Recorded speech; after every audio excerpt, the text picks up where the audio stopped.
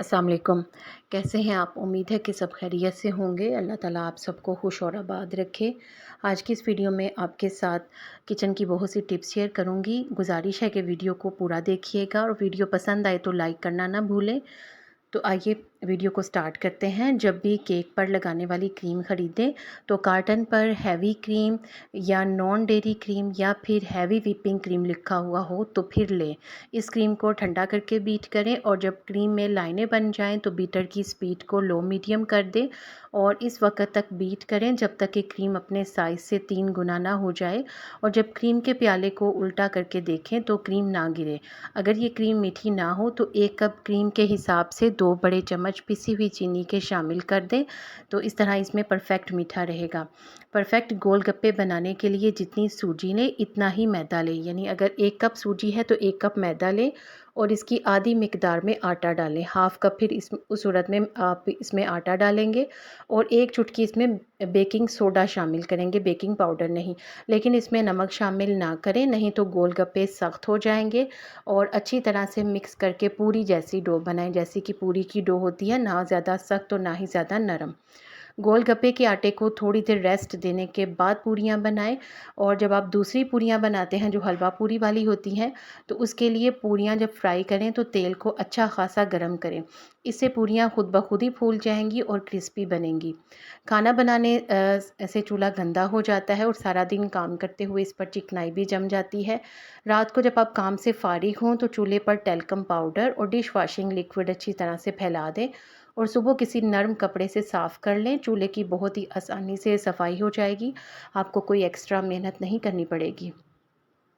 अंडे उबालने के फ़ौरन बाद इनमें से गर्म पानी निकाल कर ठंडा पानी डाल दें तो छिलका ना सिर्फ आसानी से उतर जाता है, दूसरा ये कि जो जर्दी के इर्द गिर्द निलाहट सी आ जाती है ना अंडे को उबालने के बाद, वो भी नहीं आएगी, जो कि गर्म पानी में पड़े रहने से आमतौर पर आती है। मिक्सर या ग्राइंडर के ब्लेड्स ज़्यादा इस्तेमाल की वजह से ब्लंट हो जाते हैं, तेज़ नहीं रहते।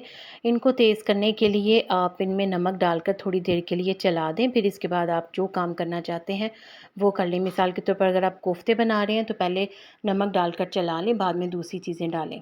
नए खरीदे गए शीशे, चीनी, ताम चीनी, मिट्टी, यहाँ तक कि प्लास्टिक के डिनर सेट को भी इस्तेमाल से पहले गर्म पानी में आधे घंटे तक डबो दें। इस तरह ये बर्तन मखसूस हरारत या ठंडक मिलने पर चटकने या ख़राब होने से महफूज रहते हैं।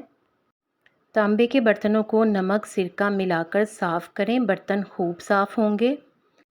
मिट्टी की हांडी में खाना बहुत ही लजीज बनता है, लेकिन बाज़ औक़ात ऐसे होता है कि मिट्टी की हांडी ख़रीदते हैं तो वो चटक जाती है। मिट्टी की हांडी ख़रीदी है तो इसे इस्तेमाल से पहले कम से कम 2 दिन और 2 रातों के लिए पानी से भरे बर्तन में पानी भरकर छोड़ दें। फिर इससे पानी निकाल लें और इसे खुश्क कर लें और फिर इन पर सरसों का तेल अच्छी तरह से अंदर और बाहर लगाकर मज़ीद 2 दिन के लिए रख दें, यानी इसे इस्तेमाल ना करें। हांडी को इस्तेमाल ना करें और 2 दिन बाद नमक वाली चीज़ पकाने की बजाय मीठी चीज़ जैसे खीर, गुड़ वाले चावल या सादे चावल उबालें तो हांडी चटकेगी नहीं और ना ही जल्दी टूटेगी। अगर एल्युमिनियम के बर्तन में गोश्त या कोई और चीज़ जल कर चिपक गई हो तो इसे धोने के लिए इस बर्तन में पानी डालें और एक प्याज के 4 टुकड़े करके डाल दें। उबाल आने तक पानी को गर्म करें। थोड़ी देर में जला हुआ तमाम खाना खुद ब खुद ही छूट जाएगा और आप देगची को या बर्तन को बहुत आसानी से साफ़ कर सकते हैं। उम्मीद है आपको ये टिप्स अच्छी लगी होंगी। वीडियो को लाइक करने में कंजूसी ना किया करें। चैनल को सब्सक्राइब नहीं किया तो काइंडली सब्सक्राइब कर दें। वीडियो को देखने का शुक्रिया।